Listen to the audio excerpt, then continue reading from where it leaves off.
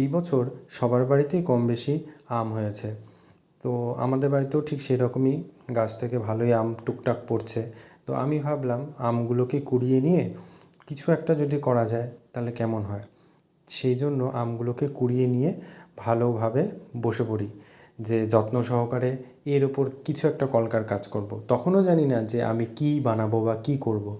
তো তারপর মনে হলো যে যদি আমের ওপরেই আম কলকা করা যায় তার কেমন হয়। তো আমিও ঠিক সেই রকম ভাবতে ভাবতেই একটু একটু করে কাজ করতে শুরু করি।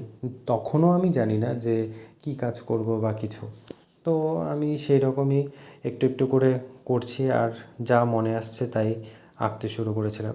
এই কাজটা আমি খুব তাড়াতাড়ি করেছিলাম, কারণ আমি স্নানের সময় গিয়ে দেখলাম যে আম গাছতলায় কয়েকটা আম পড়ে রয়েছে। তখনই মাথায় আসলো। আর তারপরেও কাজ ছিল, পড়ানোর, টিউশন পড়াতে যাওয়ার একটা কাজ ছিল।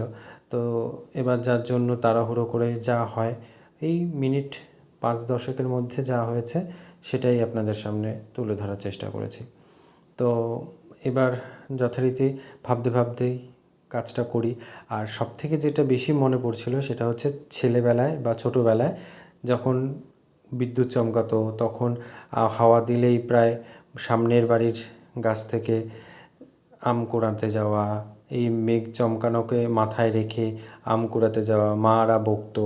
কিন্তু সেই সময় যেই আনন্দটা আম কুড়িয়ে, সেই আম গাছ এখন তো আমার বাড়িতেও রয়েছে, কত আম চারিদিকে পড়ে থাকে, কিন্তু সেইভাবে আর সেই মজা বা আনন্দটা খুঁজে পাই না।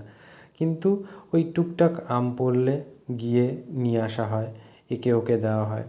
তো আমিও কথা বলতে বলতে বেশ খানিকটা কাজ এগিয়ে নিই। দেখুন, আমের ওপরেই একদম যে পদ্ম ফুল, আমাদের জাতীয় ফলের ওপর জাতীয় ফুল এঁকে দিয়েছি পুরো। তো এই কাজটা কেমন হয়েছে অবশ্যই কমেন্ট করে আপনারা জানাবেন। দেখুন, পিছনটা একদম পরিষ্কার রয়েছে আর সামনের দিকটা কাজটা করেছি। কেমন হয়েছে অবশ্যই কমেন্ট করে জানাবেন। টাটা।